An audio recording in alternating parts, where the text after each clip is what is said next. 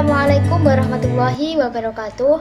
Perkenalkan, kami dari kelompok 2 yang beranggotakan saya sendiri Della Fayoni, yang kedua Dita Agustina, yang ketiga Dwi Nurmawati. Kelompok kami akan mempresentasikan tentang peran dan fungsi administrasi pada perencanaan pendidikan. Yang pertama, pengertian administrasi. Administrasi pendidikan merupakan perpaduan dari dua kata, yakni administrasi dan pendidikan, yang masing-masing dari kata tersebut memiliki arti tersendiri, tetapi bila dirangkaikan membentuk arti baru. Pada hakikatnya, administrasi pendidikan merupakan penerapan ilmu administrasi dalam dunia pendidikan atau pembinaan, pengembangan, dan pengendalian usaha praktik-praktik pendidikan. Menurut Ngalim Purwanto, administrasi pendidikan ialah segenap proses pengarahan dan pengertian segala sesuatu, baik personal, spiritual, dan material yang bersangkut paut dengan pencapaian tujuan pendidikan. Selanjutnya dikatakan bahwa proses administrasi pendidikan melibatkan segenap usaha dalam proses pencapaian tujuan pendidikan itu yang diintegrasikan, diorganisasikan, dan dikoordinasikan secara efektif agar semua materi yang diperlukan dapat dimanfaatkan secara efisien. Dapat disimpulkan bahwa administrasi pendidikan adalah tindakan mengkoordinasikan perilaku manusia dalam pendidikan agar semua daya yang ada dapat ditata sebaik mungkin sehingga tujuan pendidikan dapat tercapai secara produktif. Selanjutnya, ruang lingkup administrasi pendidikan. Bidang-bidang yang mencakup dalam administrasi pendidikan adalah sangat banyak dan luas. Hadari Nawawi mengatakan bahwa secara umum ruang lingkup administrasi berlaku juga di dalam administrasi pendidikan. Ruang lingkup tersebut meliputi bidang-bidang kegiatan sebagai berikut. Pertama, manajemen administrasi. Bidang kegiatan ini disebut juga Management of Administrative Function, yakni kegiatan-kegiatan bertujuan mengarahkan agar semua orang dalam organisasi atau kelompok bekerja sama mengajarkan hal-hal yang tepat sesuai dengan tujuan yang akan dicapai. Yang kedua, manajemen operatif. Bidang kegiatan ini disebut juga Management of Operative Function. Kegiatan-kegiatan yang bertujuan mengarahkan dan membina agar dalam mengerjakan pekerjaan yang menjadi beban tugas masing-masing setiap orang melaksanakan dengan tepat dan benar. Untuk materi yang selanjutnya adalah fungsi-fungsi dari administrasi pendidikan. Perencanaan pendidikan yang merupakan bagian penting dari manajemen pendidikan, tentunya juga memerlukan suatu pengelolaan yang baik, melalui suatu kegiatan yang dinamai administrasi pendidikan. Tujuan pendidikan yang tercapai bila didukung dengan administrasi pendidikan. Administrasi pendidikan terkait dengan seluruh materi, guru, perencanaan, kerjasama, kepemimpinan, kurikulum, dan kesiswaan, serta hal-hal lainnya. Hal-hal yang dimaksud dimungkinkan dikelola dengan baik, hingga tercipta proses belajar mengajar dalam rangka mencapai tujuan pendidikan. Tanpa administrasi pendidikan yang baik dan kepemimpinan yang tegas, tentu tujuan yang diinginkan tidak akan tercapai. Makna administrasi dengan fungsi-fungsinya merupakan sebuah proses pengaturan dan pemberdayaan sumber daya untuk mencapai tujuan. Penerapan fungsi-fungsi administrasi di bidang pendidikan di sini dapat dirangkum dari beberapa pendapat ahli yang meliputi perencanaan atau planning, pengorganisasian atau organizing, tindakan atau pelaksanaan tugas atau actuating, kemudian pengawasan atau controlling, pengarahan atau directing, pengkoordinasian atau coordinating, pelaporan atau reporting, dan juga penganggaran atau budgeting yang akan dipaparkan sebagai berikut. Yang pertama adalah fungsi perencanaan atau planning.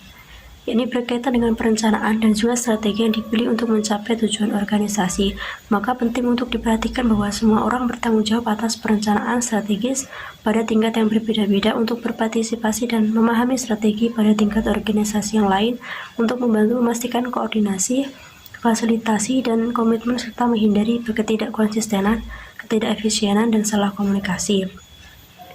Dalam perencanaan meliputi beberapa tahapan, yaitu yang pertama perumusan tujuan, yang mana perencanaan harus merumuskan tujuan yang ingin dicapai, kemudian perumusan kebijaksanaan, yaitu perumusan cara dan koordinasi kegiatannya untuk mencapai tujuan serta arah secara terarah dan terkontrol.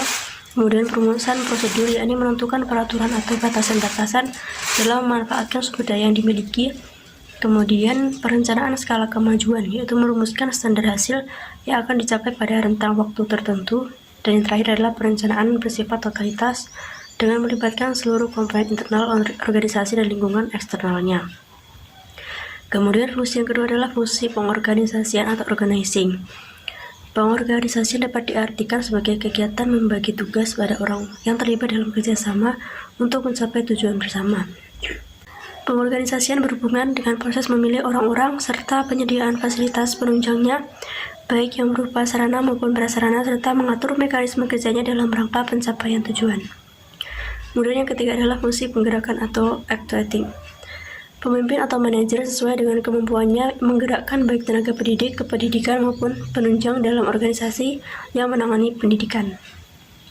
Para manajer melalui perintah yang mereka berikan mengarahkan aktivitas anggota organisasi dari berbagai bagian yang berbeda untuk mencapai tujuan organisasi. Setiap anggota organisasi menerima arahan hanya dari satu atasan dan bertanggung jawab kepadanya sebagai wujud dari kesatuan perintah. Kemudian yang keempat adalah fungsi pengawasan atau controlling.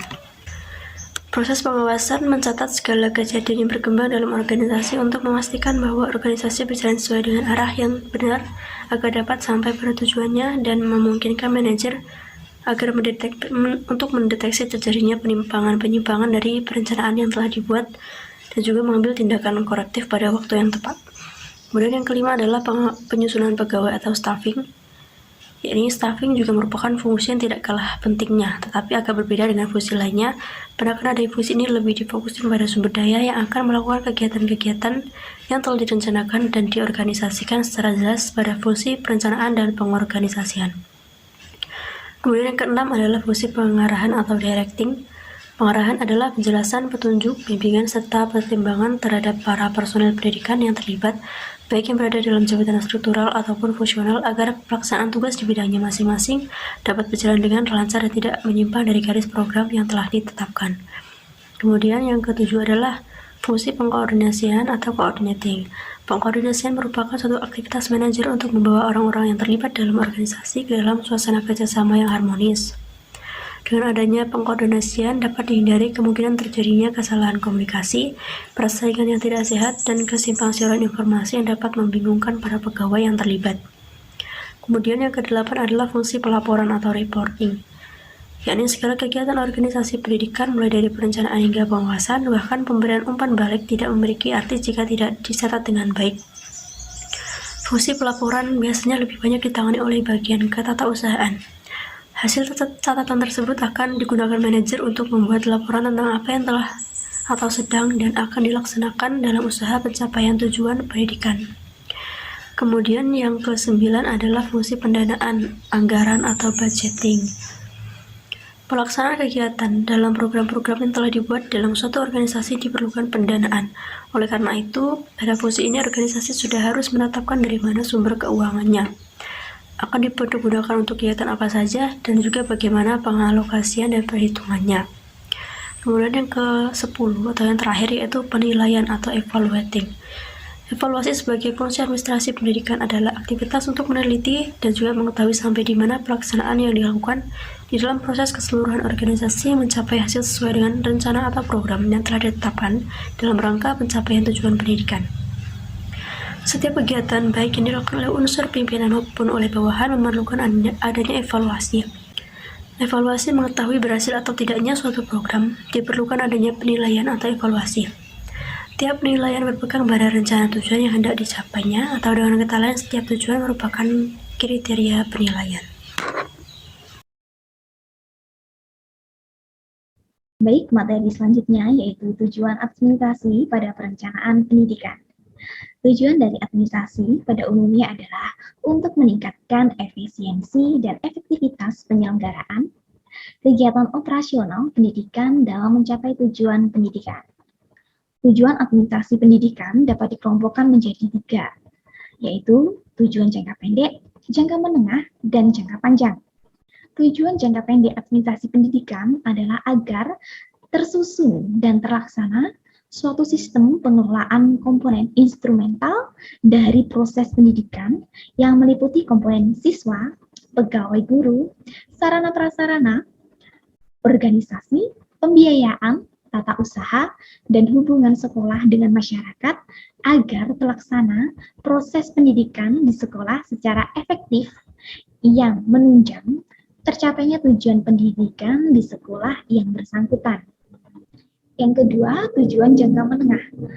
Tujuan jangka menengah administrasi pendidikan mengarah kepada pencapaian tujuan institusional setiap jenis dan jenjang serta program pendidikan. Yang ketiga, tujuan jangka panjang. Tujuan jangka panjang dari administrasi pendidikan adalah tujuan yang diarahkan untuk mencapai tujuan pendidikan nasional. Di samping itu, secara operasional, administrasi pendidikan bertujuan untuk yang pertama,